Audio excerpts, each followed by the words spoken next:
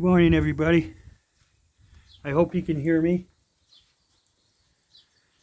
Today we're going to talk about the Black Death. I have a book here. It's called The Medieval Reader.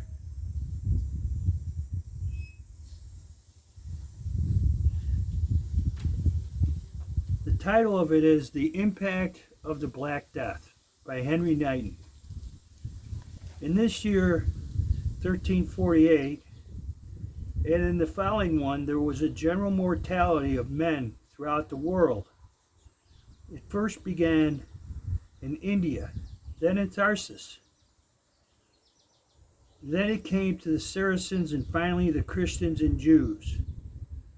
So that in the space of 1 year, from Easter to Easter, as the rumor spread in the Roman Curia, there had died, as if by sudden death, in these remote regions, 8,000 legions, beside the Christians. The king of Tarsus, seeing such a sudden and unheard of slaughter of his people, began a journey to Avignon with a great multitude of his nobles, to propose to the Pope that he would become a Christian and be baptized by him, thinking that he might thus mitigate the vengeance of God upon his people because of their wicked unbelief. Then, when he had journeyed for 20 days, he heard that the pestilence had struck among the Christians, just as among other peoples.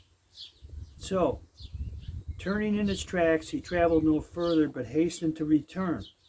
The Christians, pursuing these people from behind, slew about 7,000 of them. There died in Avignon in one day 1,312 persons, according to the count made from the Pope, and another day 400 persons and more. 358 of the friars and preachers in the Legion of Provence died during Lent. At Montpellier there remained out of 140 friars only 7. There were left at Magdalena only 7 friars out of 160, and yet enough. At Marseille, of 150 friars minor, there remained only 1 who could tell the others. That was well indeed.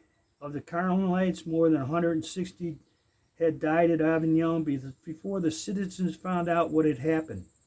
For they believed that one had killed another, and there was not one of the English hermits left in Avignon. At the same time, the pestilence became prevalent in England.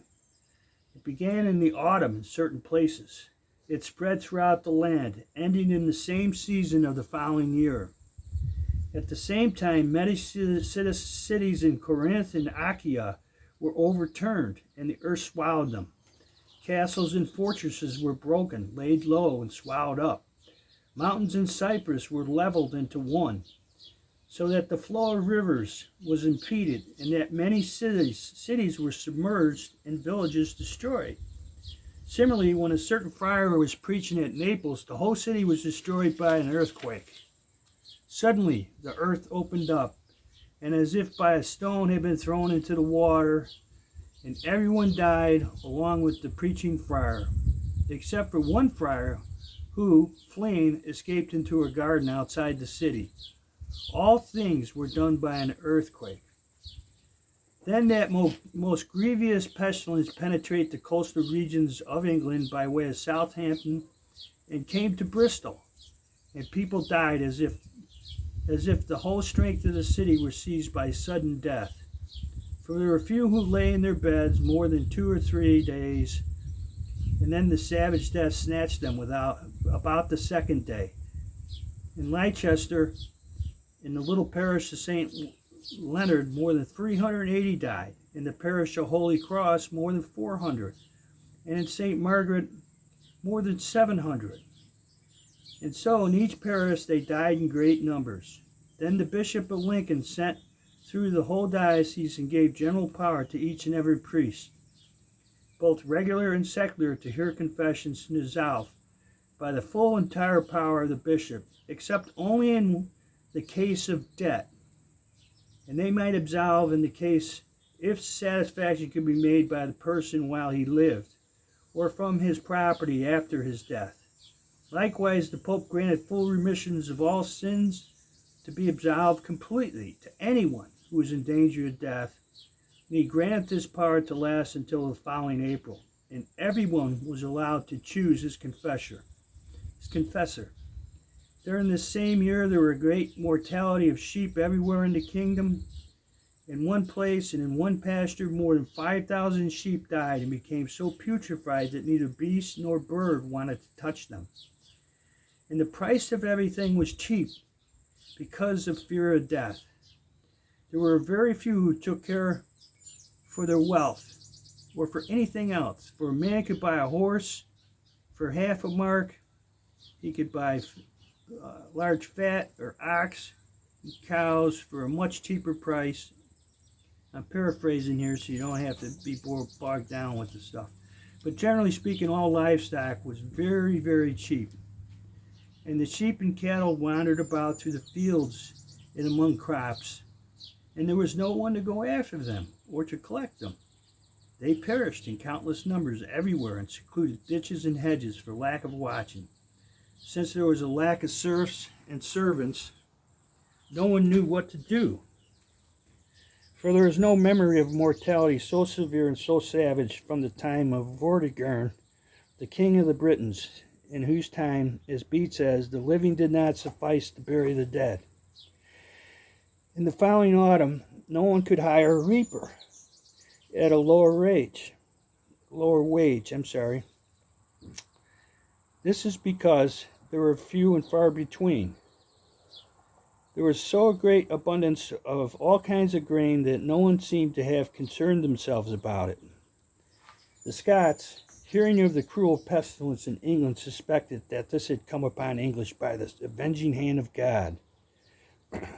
And when they wished to swear an oath, they swore this one, as the vulgar rumor reached the ears of the English: "Be the foul death of England." And so the Scots, believing the horrible vengeance of God had fallen on the English, came together in the forest of Selkirk to plan an invasion of the whole kingdom of England. But savage mortality supervened, and the sudden and frightful cruelty of death struck the Scots. In a short time, about 5,000 died. The rest, indeed, both sick and well, prepared to return home. But the English, pursuing them, caught up with them and slew them, in a great many of them. Master Thomas Bardwardine was consecrated Archbishop of Canterbury by the Pope, and he returned to England, came to London. In less than 2 days he was dead. He was famous above all other clerks in Christendom, in theology especially, but also in the liberal studies. At the same time, there were so many great lack of priests everywhere that many widowed churches had no divine services. One could hardly hire a chaplain. But within a short time, a great multitude of those whose wives had died of the plague rushed into holy orders. Many were illiterate, and it seemed simply laymen who knew nothing except how to read to some extent. The hides of cattle went from a low price to 12 pence. Shoes went up, leggings went up, all prices begun to increase. Meanwhile, the king ordered that every county of the kingdom, reapers and other laborers, should not receive more than they're accustomed to receive, under the penalty provided by the statute. Laborers, however, were so arrogant and hostile that they did not heed the king's command. But if anyone wished to hire them, they had to pay them what they wanted, and either lose his fruits and his crops or satisfy the arrogant and greedy desire of laborers as they wished. When it was made known to the king that they had not obeyed his mandate and had paid higher wages to the laborers, he imposed heavy fines on the abbots, the priors, the great lords, and the lesser ones, and others both greater and lesser in the kingdom. From certain times he took 100 shillings, some 40 from others, 20 from others. And he took from each plough land in the whole kingdom 20 shillings. Then the king had many laborers arrested and put them in prison. Many such laborers hid themselves and ran into the forests and woods for a while, and those who were captured were heavily fined. And the greater number swore that they could not take daily wages above those set in ancient custom, and so they were freed from prison. It was done in a like manner concerning all artisans in towns and villages. After the pestilence, many buildings, both large and small, in cities, towns, and villages, had collapsed and had completely fallen to the ground in the absence of inhabitants. Likewise, many small villages and hamlets were completely deserted. There was not one house left in them, but all those who had lived in them were dead. It was likely that many such hamlets will never again be inhabited. In the following summer of 1350, there was so great a lack of servants to do anything that, as one believed, there had hardly seen a great dearth in the past times. For all the beasts and cattle that a man possessed wandered about without a shepherd, and everything a man had was without a caretaker. And so, all necessities became so dear that anything that in the past had been worth a penny was now worth 4 or 5 pennies. Moreover, both the magnates of the kingdom and other lesser lords who had tenants remitted something from their rents, lest the tenants should leave, because of the lack of servants and the dearth of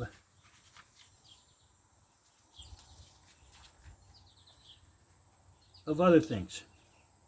So remitted half the rent, some more, others less. Some remitted it for 2 years, some for 3, and others for 1 year, according as they were able to come to an agreement with their tenants. Similarly, those who had received day work from the tenants throughout the year, as is usual from serfs, had to release them and to remit such services.